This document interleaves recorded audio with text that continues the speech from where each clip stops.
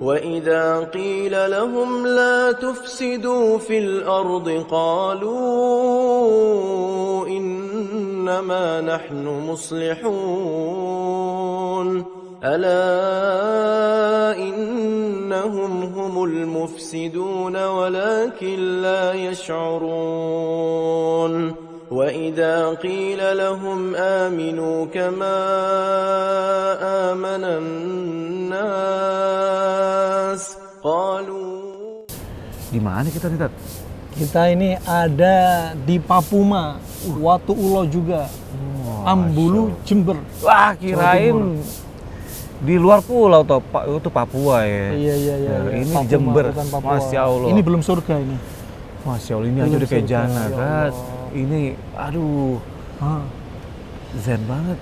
Keindahan itu jangan dirusak, Betul, dijaga. dijaga. Dijaga dengan apa? Nih disapu sama masnya ini, dibersihin, dijaga kebersihannya. Betul. Dari sisi fisik, dari sisi iman dijaga nikmat Allah, jangan dipakai untuk tempat zina. Nah, pacaran. Jangan capek tempat pakai tempat pacaran. Betul. Terus pesta-pesta sabu-sabu ya. Waduh, Wallah itu namanya kufur nikmat. ngeri amat kalau gitu. Kalau kita lihat keindahan ini, kita mendapati rasa aman, tenang ya kan? Negara ini sebenarnya juga aman ya kan? Betul banget. Negara yang aman, jangan dibikin tengkar. Imma kaum muslimin sama muslimin atau umat manusia. Tenang, dinikmati rasa aman nih. Betul. Ya kan? Sekarang udah mulai diganggu lagi, Tat. Ada aja Iya, tuh berita-berita. subhanallah. Astagfirullah. Ada berita apa? Itu, Tat. Yang kemarin meleduk, kompor meleduk. Bom, Tat. Oh iya, di Bandung ya? Iya. Ajib. Sudah habis gempa bumi Cianjur. Betul. Terus Semeru. Ditambahi fitnah Bom. Ya Ya Allah. Allah. Wallah nikmat yang indah jangan dirusak. Betul. Nikmat aman wal amanah. Coba mereka itu yang melakukan bom sebenarnya apa sih? Sabar nggak sama dengan kondisi? Sabar nggak mereka? Itu ngapain sih, Tat? Nggak sabar dengan pemerintah kita. Mereka menganggap pemerintah kita itu sudah dianggap Nggak benar gitu. nggak benar, Nah, togut. Terus kelakuan itu kan emang benar. Kalau memang nggak benar kan harusnya nasihat nggak kayak gitu. Betul. Nasihat apa? Nasihatinlah orang dari bawah, rakyat dinasehati, Iya. pemimpin juga dinasehati. Karena apa? Nabi sudah bersabda, ad-dinun nasiha. 3 kali bilang Nabi. Agama itu adalah nasihat. Nasihat untuk siapa? Dari rakyat kepada pemimpin, pemimpin kepada rakyat, bapak kepada anak, anak kepada bapak, teman kepada teman. Ya kan? Suami istri, ya kan? Nggak ada batasan ya? Nggak ada batasannya. Kalau Pemimpin untuk juga nasihat yang gitu. baik, betul. Iya, pemimpin harus mau dinasehati. Iya. Yang rakyat kalau nasihati pemimpin ya harus sabar. Kalau nggak sabar pakai jalan pintas. Nah, Ya bukan gini caranya. Allah berfirman dalam surat Al-Baqarah, ya, wa idza qila lahum la tufsidu fil ard qalu innama nahnu muslihun. Ala innahum humul mufsidun fil ard, ya, walakin la yashurun. Allah sudah berfirman, kalau dikatakan kepada mereka orang-orang semacam ini, la tufsidu fil ard, jangan kalian bikin kerusakan di muka bumi. Mereka jawabnya apa? Oh enggak, kami enggak bikin kerusakan di muka bumi. Kami mau bikin perkara kebaikan di muka bumi. Mereka nggak ngerasa kalau mereka tuh bikin kerusakan. betul. Bikin fitnah. Bikin fitnah. Akhirnya orang yang menjalankan sunnah, yang Nabi itu ya disebutkan dalam riwayat, jenggotnya Nabi tamla'u sadra, memenuhi dadanya. Dalam Syama'il Muhammadiyah, dalam riwayat Imam Muslim, jenggotnya Nabi memenuhi dada. Wah, Akhirnya teman-teman yang ingin menjalankan sunnah seperti sunnah Nabi dibilang apa? Teroris. Padahal Nabinya berjenggot. Betul. Ya, ujung-ujungnya mau dibilang, tuh loh, Nabi kalian jenggotnya paling tebal, berarti Nabi kalian tokoh teroris. Aduh. Kan bikin fitnah kan? Ada orang bikin hijab yang panjang, besar, apalagi bikin niqab. Ya, ini bukan adat Arab. Bukan dikatakan bukan adat bukan Arab. adat, memang Nggak ada. agama. Di Arab itu agama jadi adat. Kalau di Indonesia adat jadi agama. Ini jadi salah kaprah. Akhirnya mereka yang ingin menjalankan sunnah seperti pakai niqab, ya. Katakan perkara khilaf antara wajib dan sunnah. Iya. Kalau mereka menjalankan niqab ya jangan dicela dong. Betul. Gara-gara bom ini semua dicap teroris. Orang yang ingin mengamalkan apa yang Nabi lakukan dianggap teroris. Dibilang kadrun. Betul. Siapa yang membuat fitnahnya? Mereka sendiri, umat Islam sendiri. Dan teroris, khawarij itu hati-hati ya. Ada yang sampai keluar dari Islam, ada yang nggak sampai keluar dari Islam. Kalau sampai mengkafirkan darah kaum muslimin, mengkafirkan orang yang sudah mengucapkan la ilaha illallah, asyhadu an la ilaha illallah, asyhadu anna Muhammadar Rasulullah, bahaya banget. Bisa istilah kafir kembali kepada dia. Betul kalau begitu. Iya. Kalau ini kan kesannya kan dia doang yang benar, Ustaz. Itu dia. Terus semuanya orang yang nggak tahu apa-apa tuh kena. Iya, betul. Secara fasilitas umum hancur. Kan kasihan. Yang jadi marah apa? Tambah seru lagi fitnahnya Wahabi. Astagfirullah. Sudah difitnah Wahabi, sudah dakwah. Ya Difitnah subhanallah, Wahabi. umat Islam ahlu Iya, sunnah betul. nyulut puntung rokok aja pikir-pikir. Betul. Apalagi nyulut bom. Nah, Harusnya kayak bakar gitu. rokok aja mikir. Ini Mikir. bom. Aduh, Ya bom. salam. Aduh, kita ahlu sunnah jauh dari itu. Kalau dibilang Wahabi, subhanallah, demi Allah itu fitnah. Wahabi itu aliran sesat. Iya, betul. Sekitar kurun 100-200an Hijriah, atau katakan ya kurun ya 500 ke atas. Itu Ya, karena itu ya. Apa? Kebetulan namanya sama ya. namanya siapa? Abdul Wahab bin Abdurrahman bin Rustum. Dia aslinya dari Itu yang baik apa yang jahat? Ini jahat. Oh. Jadi dari apa? Dari daerah Jazair. Dan dia sering melakukan kejahatan seperti di Ethiopia. Dan dia dikenal dengan aliran Wahabiyah Ibadiyah. Memang aliran sesat. Menghalalkan darah kaum muslimin di masa itu. Iya. Pelaku dosa besar kafir. Ini kafir. Yang nggak cocok dikit kafir. Pemerintah kalau nggak berhukum dengan hukum Islam langsung dikafirkan. Enak aja mengkafirkan orang. Ya Mas, lanjut aja Mas. Itu. Alhasil intinya apa? Itu aliran sesat tahun 200-an Hijriah. Dan subhanallah, sangat disesalkan sekali kalau ada kaum muslimin yang nggak tahu siapa mereka. Sehingga dengan enaknya mencomot istilah mereka, dipasang kepada orang-orang zaman sekarang yang juga menampilkan penampilan seperti Ahlus Sunnah wal Jamaah, jenggotan, kemudian celana nyingkrang, identik itu disebut Wahabiyah. Padahal ini salah, perlu dilurusin. Adapun Syekh Muhammad bin Abdul Wahab An-Najdi, itu yang benar. ya ini kurun sekitar kurun 1000 Hijriahan ke atas. Ya, dan dialah yang menegakkan tauhid, ya, memberantas orang-orang yang ngalap berkah di kuburan, nyembah-nyembah kuburan, nggak boleh. Dan karena mereka orang-orang yang bersekutu, menyekutukan Allah melalui kuburan ini, dinasihati oleh Syekh Muhammad bin Abdul Wahab An-Najdi At-Tamimi, mereka nggak suka, sehingga julukan yang Wahabi dicomot, ditaruh di ke dia, sehingga salah paham. Itu dia. Sekarang bunuh diri boleh nggak, bro? Oh janganlah. Boleh dosa. Dosa ya. Dosa. Tat. Padahal antum ini baru hijrah kan? Iya. Tapi tahu itu dosa. Dosa, Tat. Apalagi mereka-mereka yang bom bunuh diri, padahal hijrahnya menurut mereka hijrah sudah lama. Katanya jihad. Iya. Katanya. Iya, jahat padahal.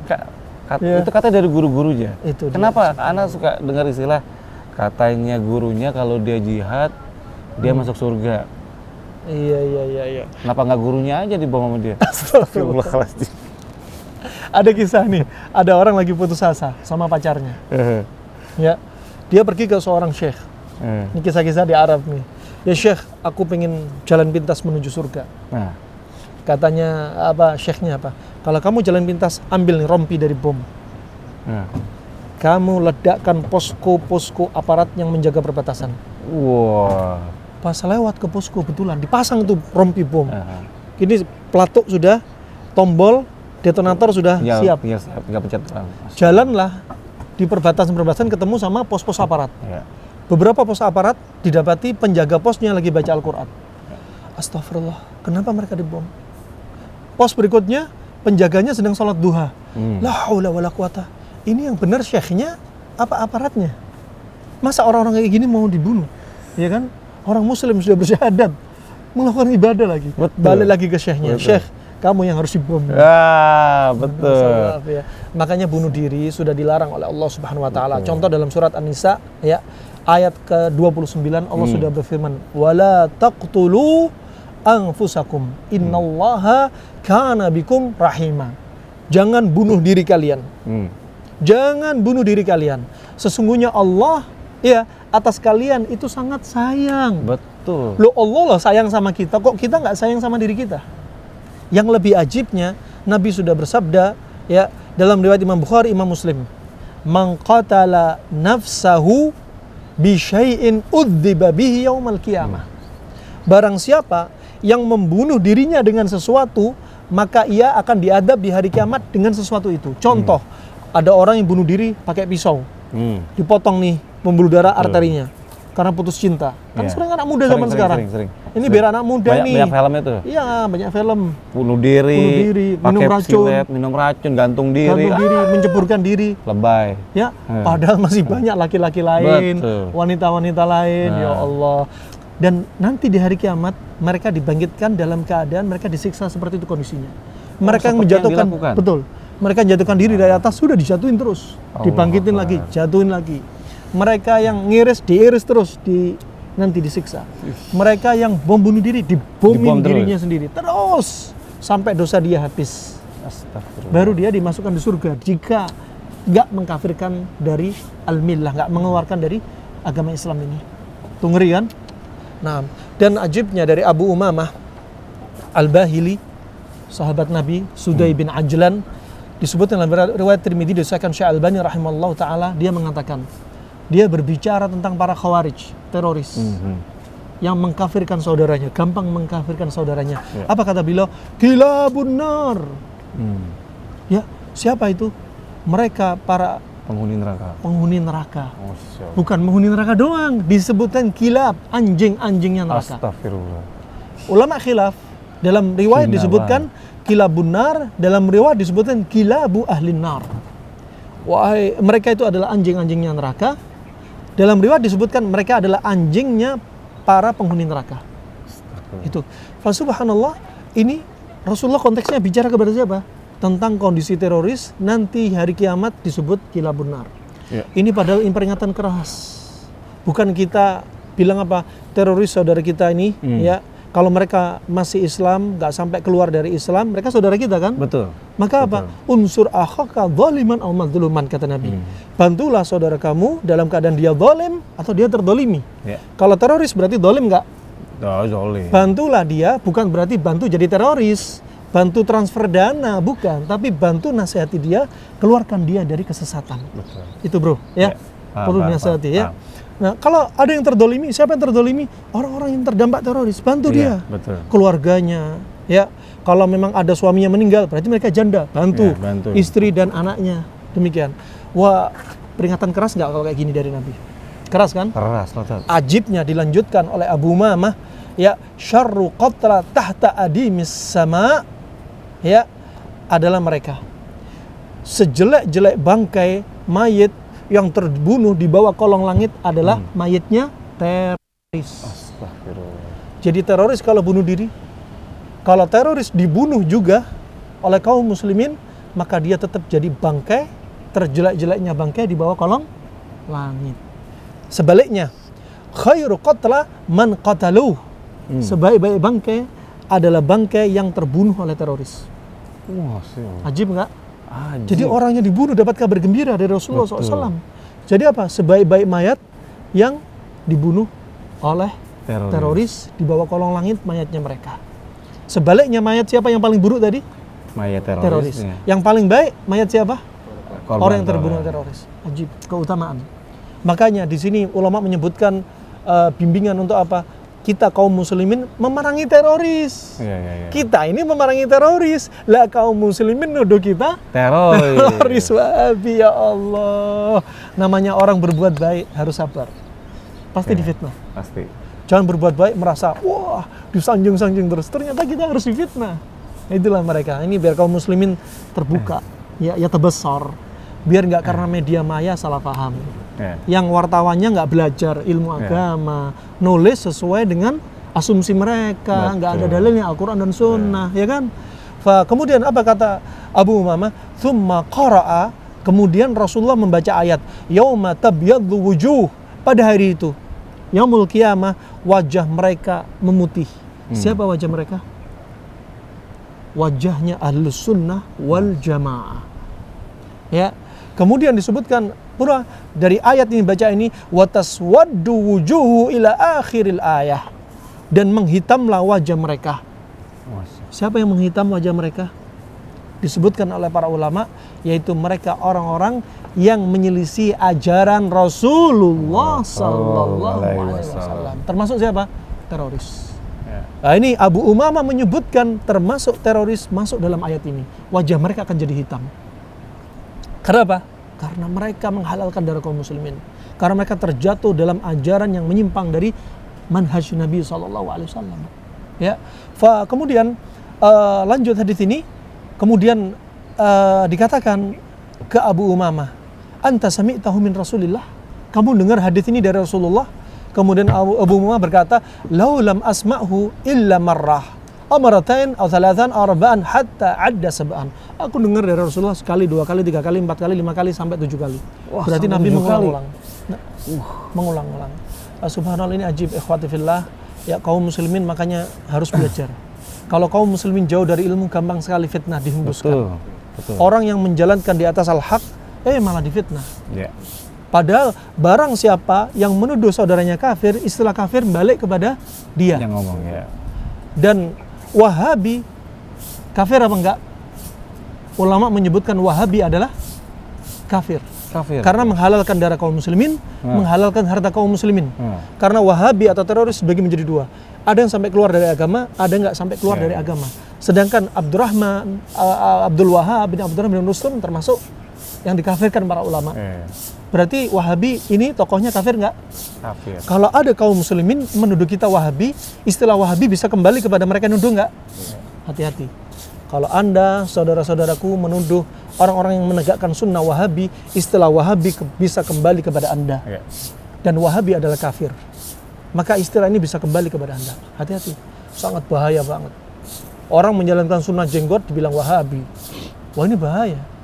Ya, bisa-bisa bikin Allah murka. Ya, sebagaimana hadis Nabi SAW, rubba rajulun yatakallam bil kalimah min sakhatillah la yulki fi balan ya yahwi biha ila jahannam.